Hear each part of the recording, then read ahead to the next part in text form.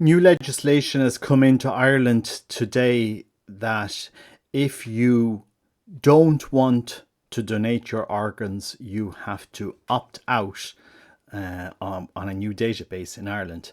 That you are going to be automatically assumed to be an organ donor unless you opt out. And I've seen lots of people forwarding me on stuff, messages, and so forth, like lots. Let's face it, lots of people messaging me. Lots of Catholics concerned about this legislation. In Ireland, around every year, approximately 80, you have about 80 people that donate organs, 80 to 100 people. That's the extent of it.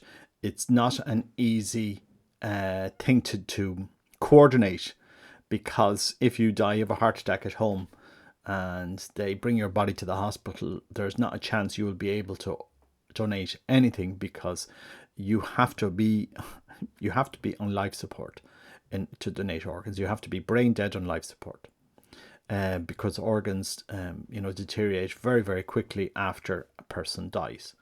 So you have literally hours after life support is turned off, literally hours to coordinate a transplant. And as somebody that has family that has gone through this very tough experience, to be on an organ donor list, my heart goes out to any family, because you're facing at the one side, especially a child that could die if they don't get a donor, and on the other hand, it does mean that somebody has to die so that you can live, your child can live. It's heartbreaking. It's really heartbreaking. But we suppose we live in this age of advanced medical science. And 50 years ago or 60 years ago, organ donation just simply wasn't a possibility, but today it is. And so the legislation is very, very tricky, because before, if you wanted to donate your organ, you would carry an organ donor card or make your wishes known to your family and so forth.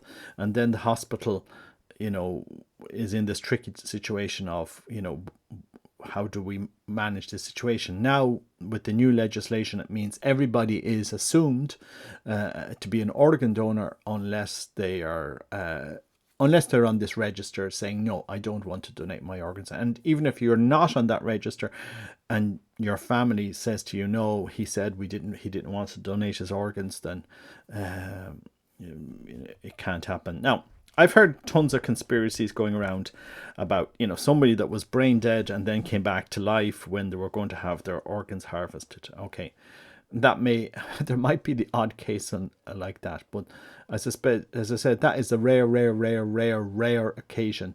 Once you're brain dead, you're brain dead. That is it, and there's no coming back from it. No longer how long you leave somebody on life support. And I suppose the debate is here: is organ donation ethically a good thing for humanity? Well, yes, it is. If you're brain dead, you're brain dead. You're dead.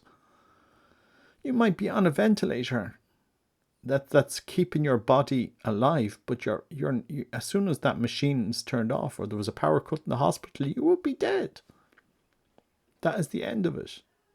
And so sometimes you need to recognize life is over, which can be hard for families, and recognize, look, there's some good that come out of this. You could save the life of somebody else.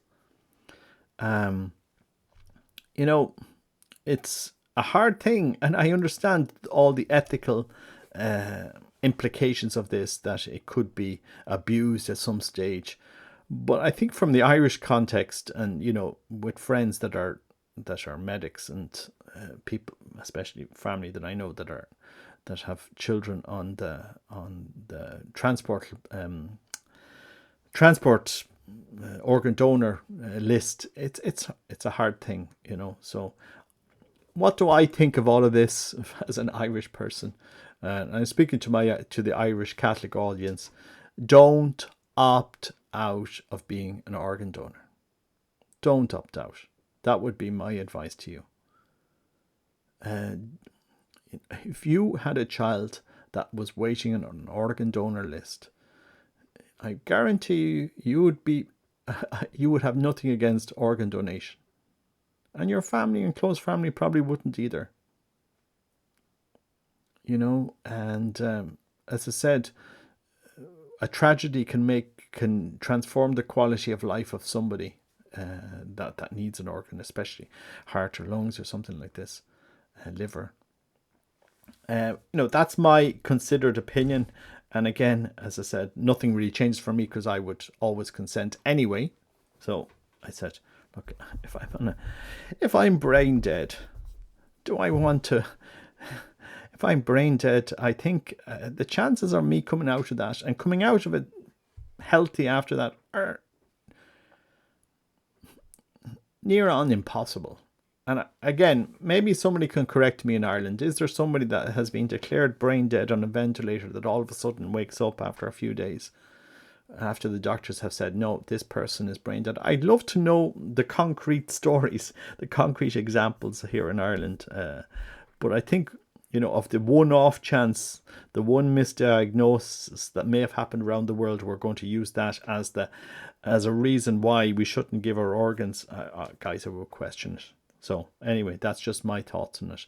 And again, organ donation, to donate your organs, it's not possible for everybody, because if you die en route to the hospital and you turn up dead at the hospital, there's pretty much nothing they can do.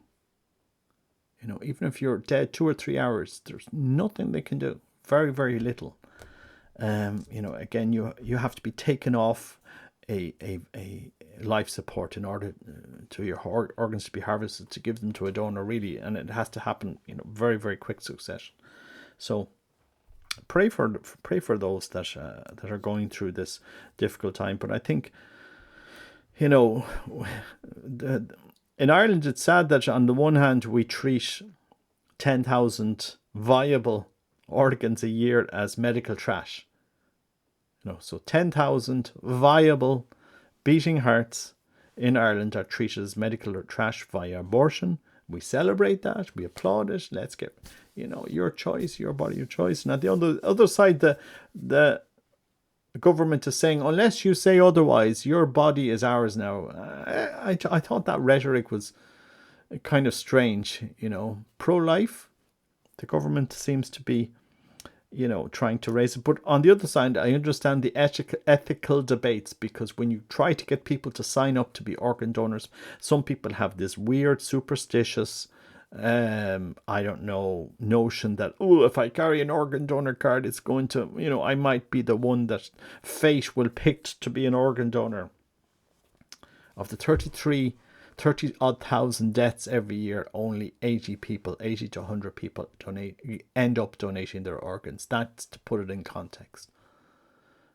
Because many people that die, the way that they die is simply impossible to donate organs. And that's simply it. Anyway, God bless you. Take care. Bye-bye.